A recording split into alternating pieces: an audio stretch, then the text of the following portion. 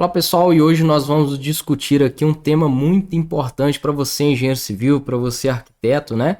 Que é o mercado nas áreas de perícias de engenharia e arquitetura.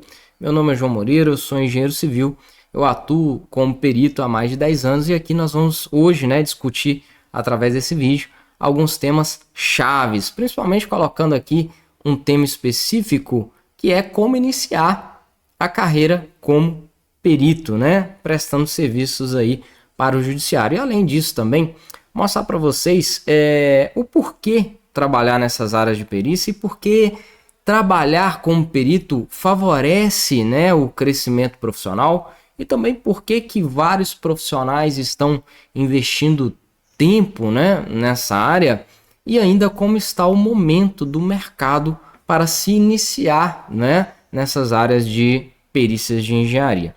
E claro, mostrar para vocês também os benefícios por trás disso tudo.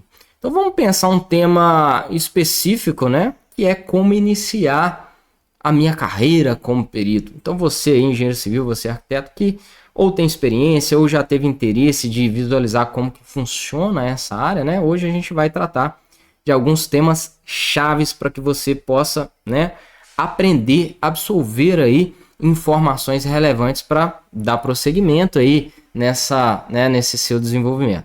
Beleza? Então, olha só, o primeiro ponto aqui é o que é ser um perito judicial. O que a gente tem que entender? Muita gente confunde isso. Mas toda vez que tiver um litígio, um conflito, não é, entre partes, imagina entre um vizinho e outro vizinho, para ficar mais claro, né? E que o motivo desse conflito envolva questões de engenharia ou de arquitetura, por exemplo, lógico, haverá ali um processo judicial e o juiz, por ser leigo, né, ele vai nomear um profissional competente, seja um engenheiro, seja um arquiteto, para quê? Para que esse profissional possa ir em campo, né? Ele vai, logicamente, nomear, intimar esse profissional para que ele vá em campo, possa relatar, né? Possa estudar o ocorrido, identificar as causas, né? E trazer em forma de texto, que inclusive a gente chama aqui tecnicamente de laudo pericial, e demonstrar para o magistrado, para o perito, tudo aquilo que aconteceu de fato, não é? Então veja a responsabilidade, veja a importância, né? E quão gratificante é fazer esse trabalho. E lógico, você vai trazer isso para o contexto do processo ali escrito, né? No seu laudo pericial, aplicando, né, textos, palavras de forma que pessoas leigas possam entender. Você vai trazer, lógico, as contas, os gráficos, mas sempre ali concluindo, né, de forma técnica, mas com palavras que as pessoas consigam, né, enxergar de fato o que aconteceu ali naquele local. E aí é o seguinte, né, existem várias áreas para perícias, e não só as perícias de engenharia. Existem perícias de contábeis, né? Perícias de contabilidade, perícias de TI, tecnologias da informação. Existem aí de segurança do trabalho, de segurança de site. Hoje com, né, algum sistema fraudulento aí, a gente vê que está crescendo, existem várias perícias neste caminho. Então o que a gente precisa entender é, toda vez que tiver assuntos, né, situações extremamente específicas, é necessário um perito, né, e comumente chamado aí também de expert. Essa palavra existe, né? Expert significa uma pessoa que tenha habilidade, né, para investigar, para verificar ali o ocorrido e trazer isso em forma de texto no laudo pericial, como eu já disse, e colocar tudo isso em evidências, né, para que o magistrado, o perito ali, possa entender de fato o que aconteceu. E veja que aqui tem uma coisa importante, né, a ser observada. O profissional precisa estar simplesmente habilitado. Então, se for um engenheiro, ele precisa estar habilitado no CREA. Se for um arquiteto, ele precisa estar habilitado ali no CAL. E aí a gente começa a imaginar, né, as diversas áreas que podem haver conflitos, né, dentro dessas áreas aí de engenharia. E pode ser de diversas situações, de diversos contextos, né? Como, por exemplo, deslizamento de terra, né, do vizinho, tombamento de muro, umidade excessiva de uma parede do vizinho para o outro, né? Invasões de divisa, janela sem afastamento. Então, assim, é uma série de situações que o perito, né, como profissional da área, vai lá, vai investigar e vai trazer isso tudo ali para o magistrado. Agora vamos lá em algumas questões específicas também, né, dentro dessa área da perícia para a gente entender. Muita gente confunde que perito ele precisa ser um servidor público, alguém que fez concurso público. Não precisa disso, tá? O perito, ele precisa, como eu disse, simplesmente estar habilitado, né, no seu conselho. Por exemplo, o engenheiro no CREA e o arquiteto no CAL. Ponto, né? Muita gente confunde também, e claro, a partir disso ele vai poder ser nomeado, né? A gente vai explicar na sequência do vídeo aqui como que ele pode ser nomeado pelo juiz, tá? Mas olha só, e muita gente também confunde que perito é aquele perito da Polícia Civil, né? Existe, claro, os peritos das polícias civis, só que aqueles profissionais, eles podem até ser engenheiros, inclusive, e mexer apenas com áreas da engenharia, só que prestando um serviço para o Estado, né? Nas polícias civis. Isso é possível também. Mas não é esse tipo de perito, né, que a gente está tratando aqui. Veja só aí, essa confusão acaba atrapalhando, né, alguns profissionais em enxergarem aí a potencialidade dessa área ou explorar melhor, né, essas áreas. Beleza, pessoal? E aí, agora sim, adentrando mais de forma específica, a gente precisa entender então que existe alguns termos como gratuidade de justiça e não gratuidade de justiça para entender melhor, né, como que funciona toda essa questão de ser nomeado como perito, poder, né, fazer uma perícia de engenharia e arquitetura, é justamente essa relação entre gratuidade de justiça e não gratuidade de justiça.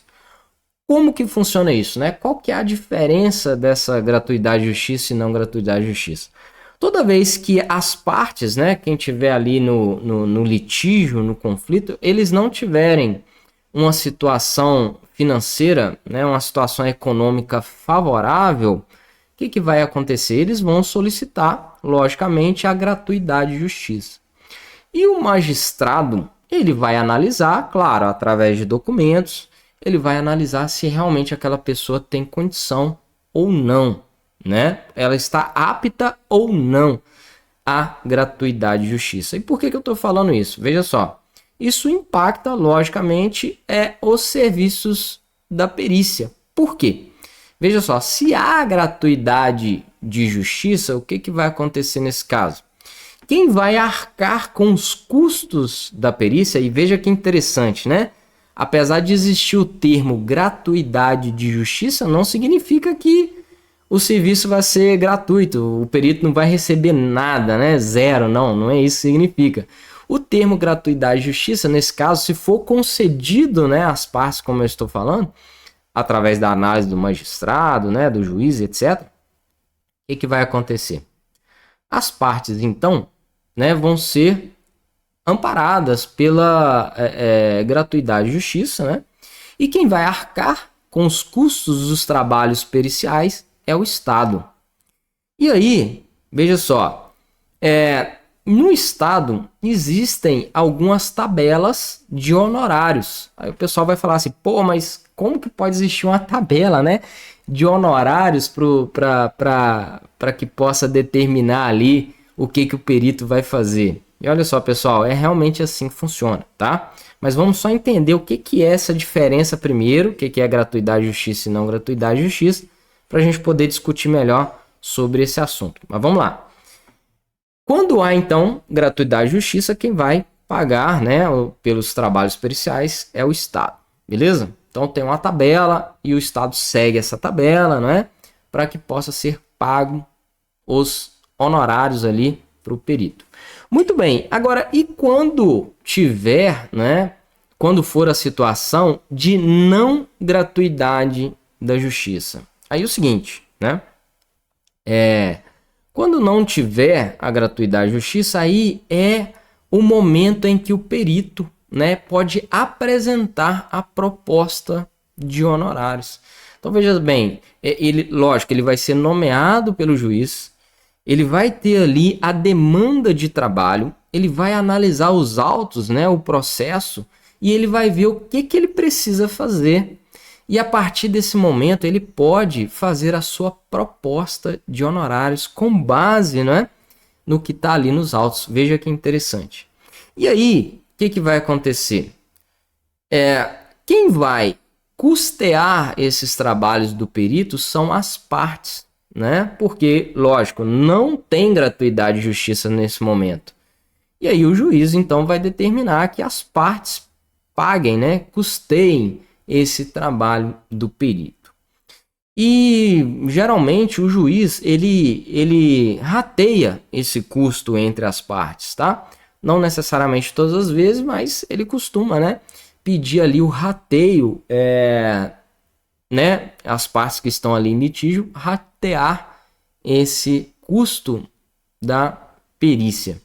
Neste momento, o perito, né, então tem a liberdade de apresentar a proposta de honorário, e se as partes concordarem com a proposta apresentada, aí o juiz marcará, né, o início dos trabalhos periciais, falando que o perito tem X dias para fazer os trabalhos em campo, ou seja, a visita técnica, e a partir dali também, né, em uma contagem de prazo, ele entregar o laudo.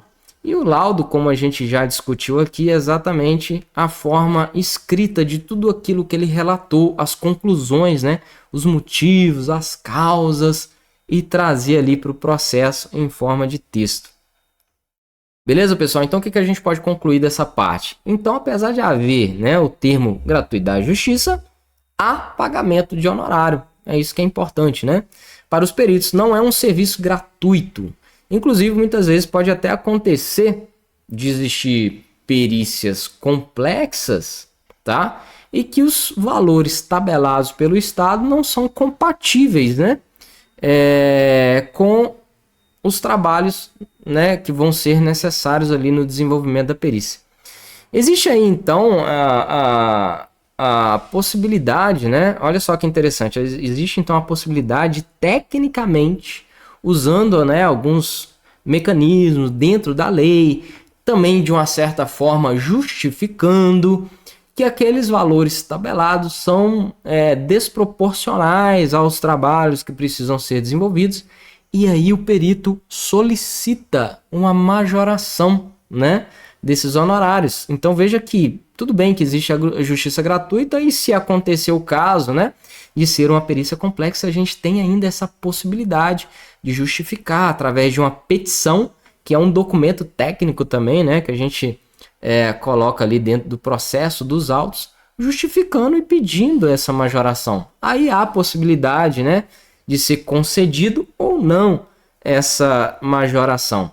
Mas veja só, pessoal, o importante aqui é sempre entender que neste meio, nesse contexto, a gente sempre precisa escrever, a gente sempre precisa justificar, né? Mostrando o quê? Mostrando um zelo, né, com todo o trabalho. E isso é muito importante, né? Nesse meio jurídico, as coisas funcionam assim, né? Com muita responsabilidade, com muito zelo, com um tratamento ímpar entre as pessoas, né? Então isso é muito importante e é uma área que engenheiro e arquiteto pode estar ali no meio. Por quê?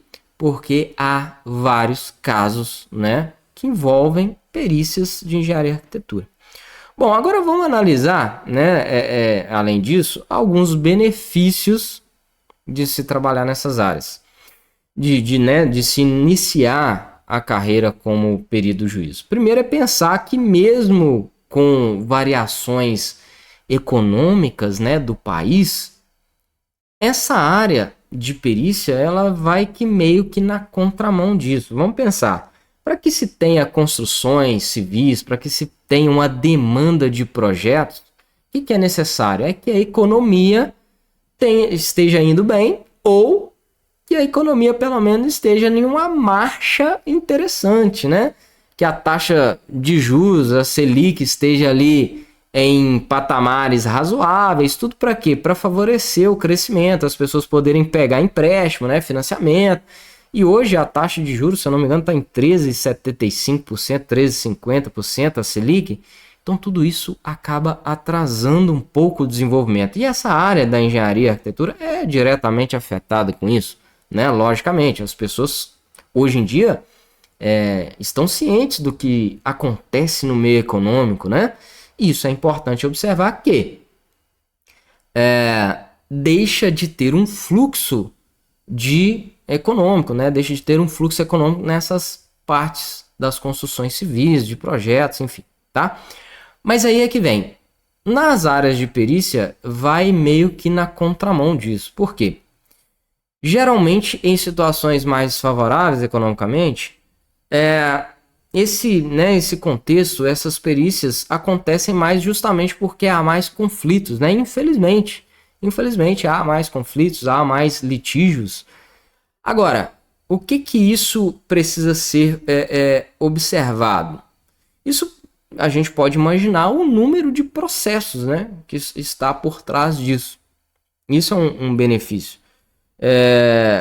Que é o contrário aí do mercado de construção e projetos, né, nessas fases delicadas. E veja bem que, independente da situação econômica do país, pode acontecer sim, né, e acontece que a perícia ela se mantém, né, a demanda judicial se mantém. Às vezes o problema não está, né, só correlacionado a quem vai vender um imóvel e quer saber valores, ou não está só correlacionado à invasão de divisas, de terras, porque há algum conflito em relação à situação econômica. Não é só isso, né?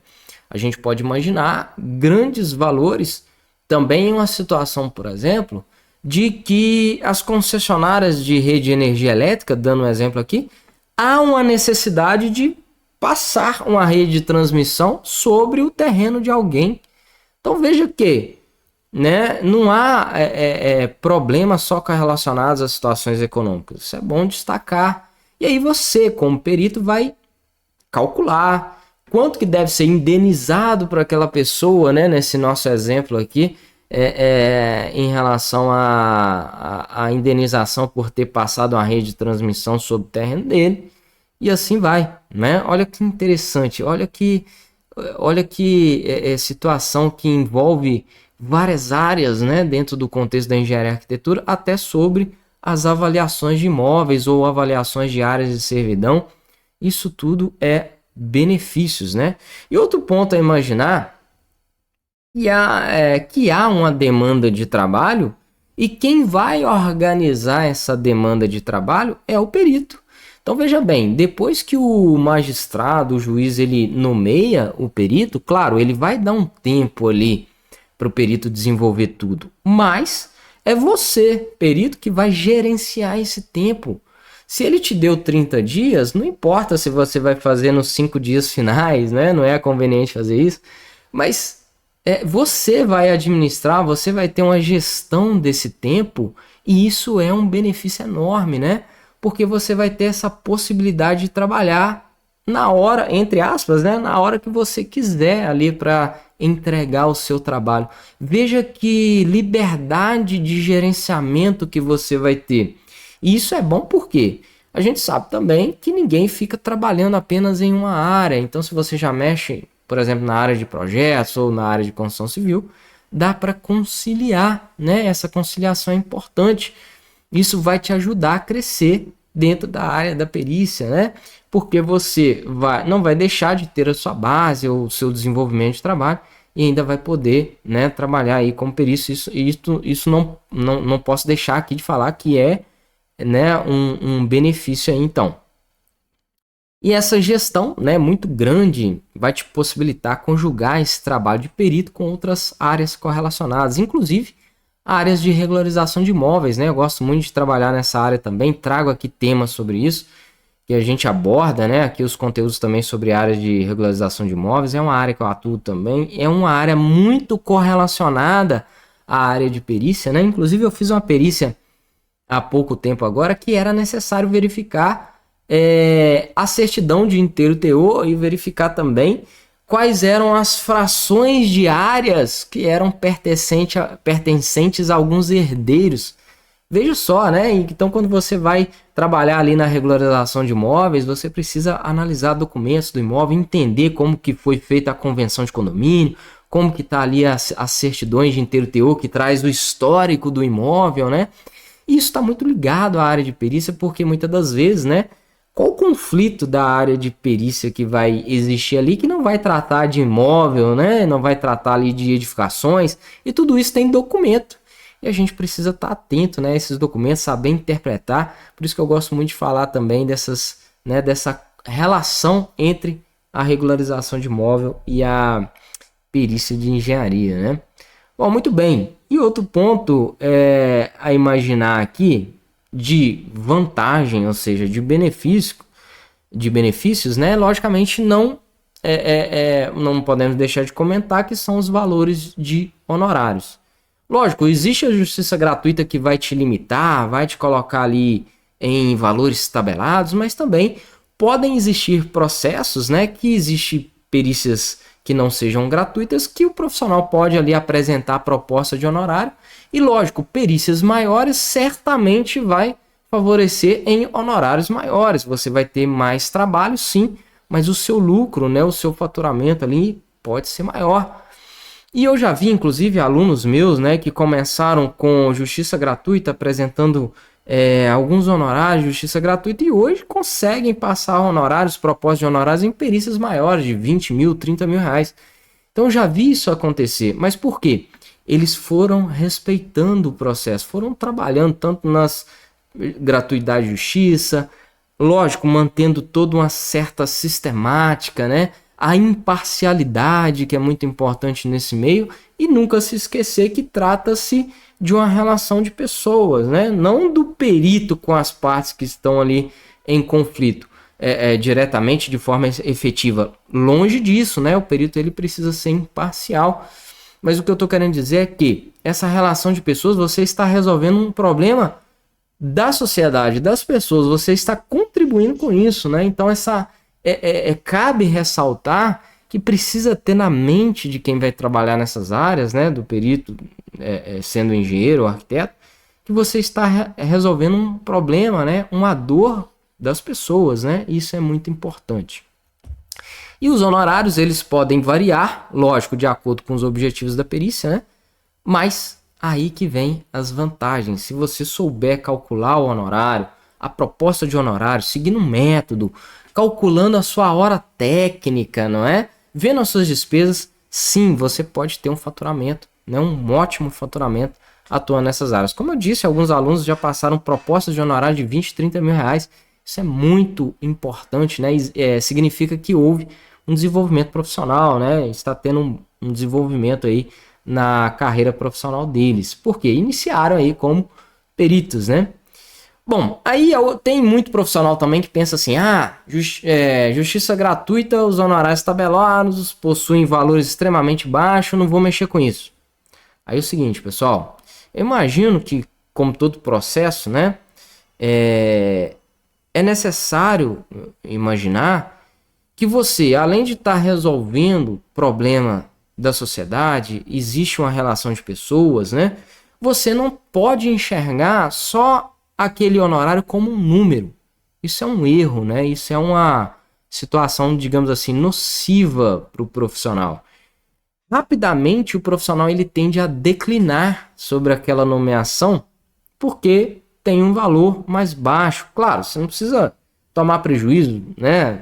Se você vê que a nomeação, os trabalhos a serem desenvolvidos é completamente fora do que precisa, né, ser feito, você vai justificar, você vai escrever, vai mostrar um zelo, vai mostrar que você teve atenção com aquela nomeação, não é simplesmente negar, declinar e pronto, né? Isso é uma prática nociva. Como eu disse, com desenrolar, com o tempo, né, você vai se tornar referência nessa área, você vai promover o seu nome, né, uma relação de confiança também entre o magistrado, o juiz com o seu trabalho, porque a partir daí você sempre mostrou zelo, né? Isso é muito importante para iniciar. Então, não, o importante é não ficar imaginando só processos que não tenha gratuidade e justiça, ou seja, aqueles que o perito pode passar a proposta de honorários. Não é só esses que são interessantes. Pensa que existe, né, um complexo ali de informações, existe um desenvolvimento, né, existe um caminho a ser seguido para que você tenha possibilidades de ofertar grandes honorários, mas você precisa mostrar bons trabalhos, né? Decorrer do tempo, com a experiência, isso tudo aí é interessante. Por isso que eu acho que é bom iniciar pela justiça gratuita, né? Muitas das vezes a gente pega assim processo e não é toda vez que toma prejuízo, não que tome prejuízo, que eu quero dizer assim, não é toda vez que tem valores, né, abaixo, muito baixo, que você não vai ter nenhum lucro, né, em relação ao desenvolvimento desse trabalho. Não, não é assim que funciona, né? Então, cada caso precisa ser analisado. Bom, em relação aos valores tabelados, né, em processo de justiça gratuita, quando houver valores fixados para a perícia, né, é importante ressaltar também, lembrar disso, que o perito pode esclarecer que o valor é impraticável. Isso é, né, uma liberdade que a gente tem também, às vezes, de declinar, mas justificando, né, mostrando zelo. E ainda não podemos esquecer da possibilidade que tem do perito, de forma técnica, fazer uma petição usando, né, alguns termos dentro da lei, e solicitando a majoração desses honorários. Isso é possível também, mesmo tendo justiça gratuita. Agora vamos lá.